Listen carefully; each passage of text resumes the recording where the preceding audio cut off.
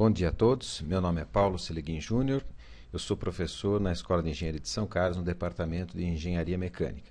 E antes de começar, quero fazer um agradecimento à professora Maria do Carmo Caligiuri, diretora da ESC, USP, e ao professor Antônio Carlos Hernandes, diretor do IFISC, e também pelo trabalho de organizarem esse painel sobre a criação de uma carreira USP em Engenharia e Ciências da Energia.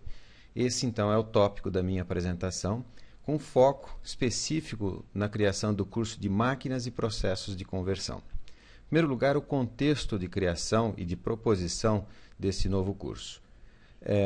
A USP iniciou um tempo atrás com uma série de ações na área de energia motivados por sugestões feitas através da Comissão Especial de Bioenergia do Governo do Estado de São Paulo, e isso já em 2008.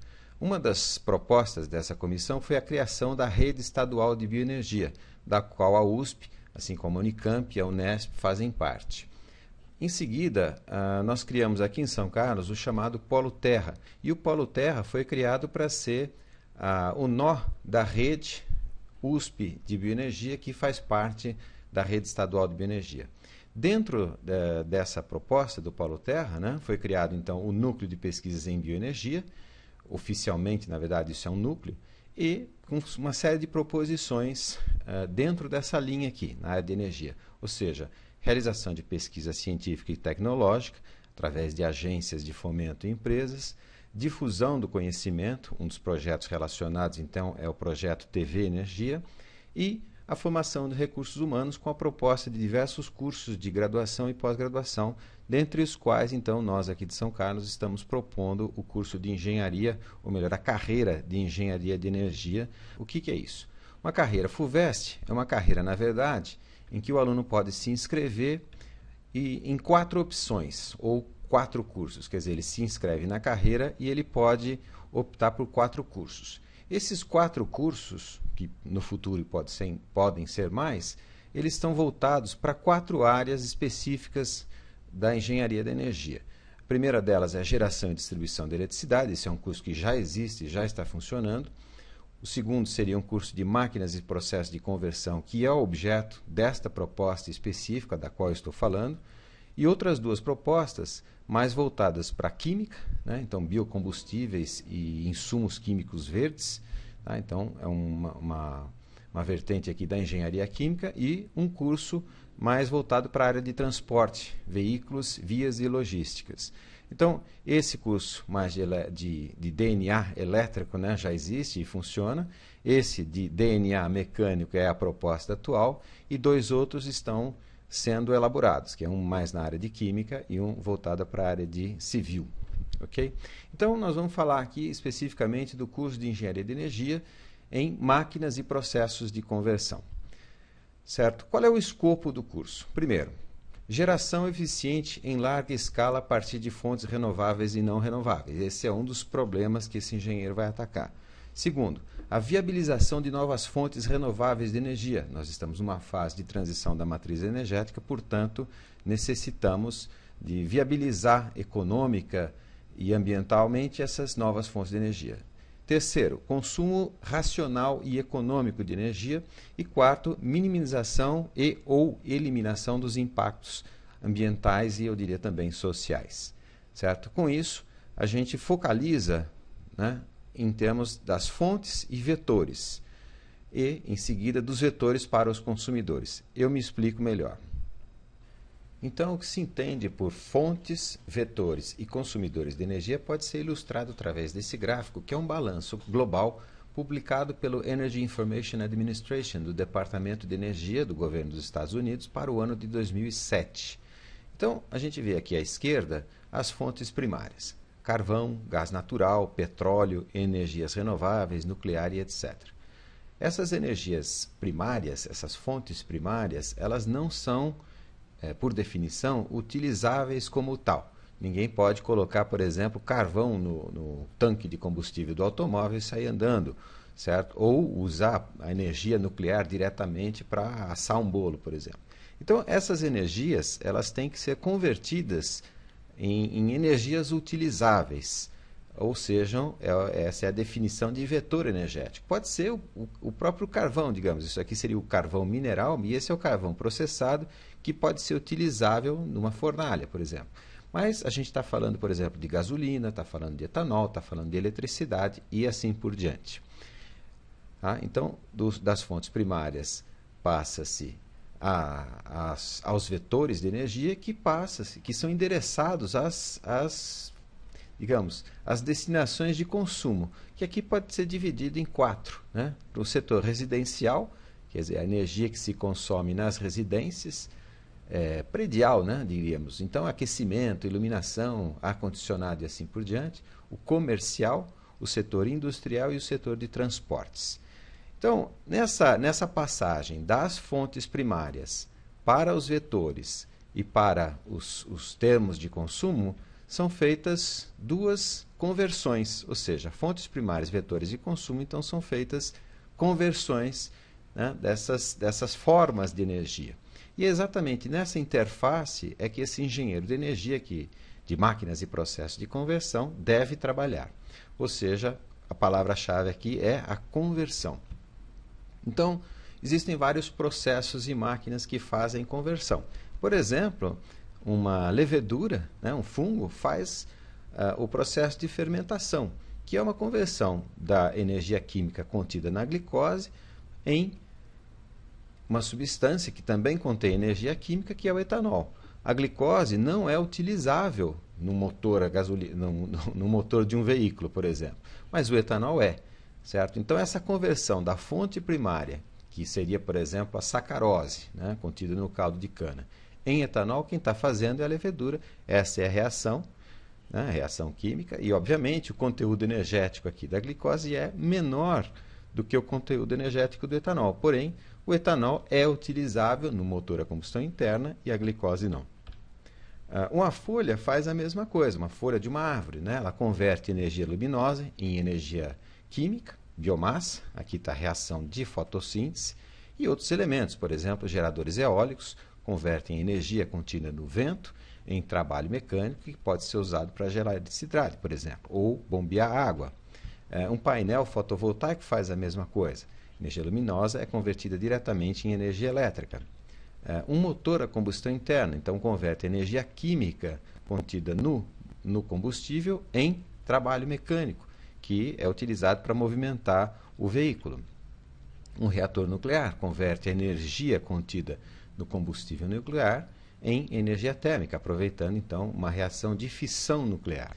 Tá? E aqui eu coloquei, só para efeito, né, que toda uma usina de cana pode ser considerada também como um grande processo de conversão de energia química contida na biomassa, então é a sacarose contida no caldo da cana, e a energia térmica, né, da combustão da biomassa associada à cana. Isso pode ser, esse processo de conversão, então, ele gera energia elétrica, mas gera produtos também, produtos de valor agregado, no caso o etanol e açúcar. Qual seria a inserção desse profissional, né, e dessas habilidades? Então, considerando aqui o cenário atual energético e que nós estamos num período de transição da matriz energética, a matriz energética mundial, então, a maior parte é óleo, gás e carvão, né, biomassa é 10%. Biomassa aqui se refere à biomassa moderna, né? Obviamente não é esse moderno entre aspas.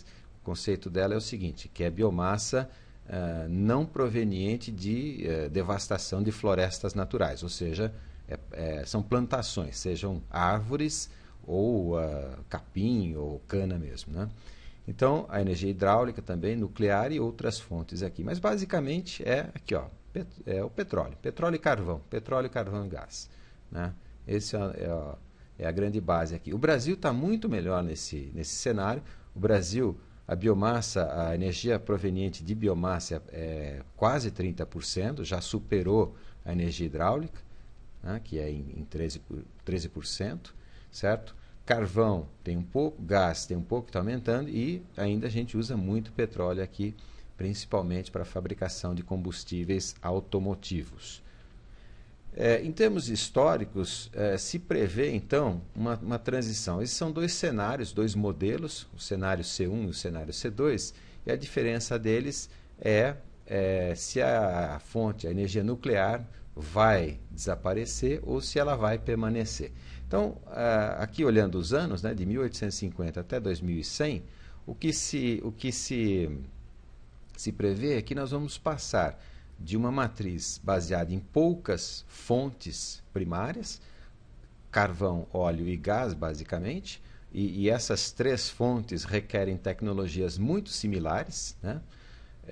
Requerem uma engenharia, na verdade, muito similar.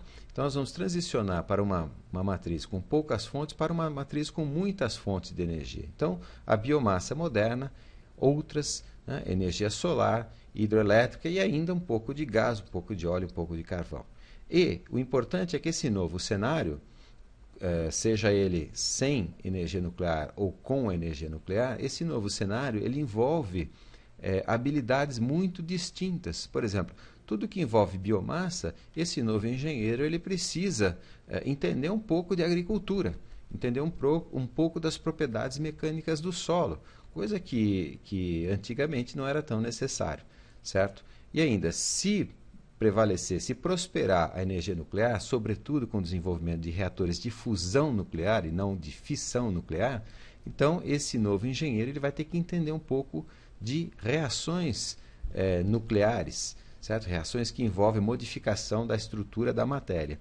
Então, esse gráfico ele é usado para mostrar o seguinte: aqui a engenharia de energia envolvia assim, um leque menor de conhecimentos e no futuro a engenharia da energia envolverá um leque muito maior de conhecimentos. Por isso a oportunidade, por isso a necessidade de proposição de um novo curso de engenharia de energia.